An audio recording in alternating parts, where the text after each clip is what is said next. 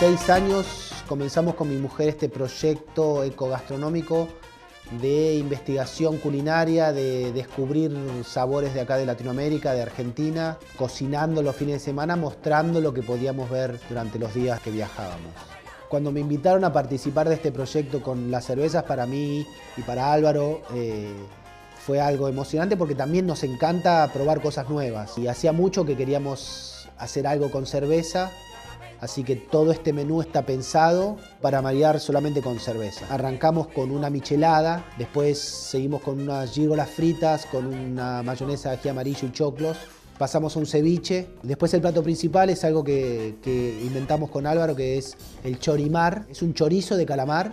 Y el postre son unos pastelitos fritos. O sea, va a estar muy divertido. Yo la verdad estoy muy contento. Yo sé que la gente las vamos a sorprender con un par de cositas.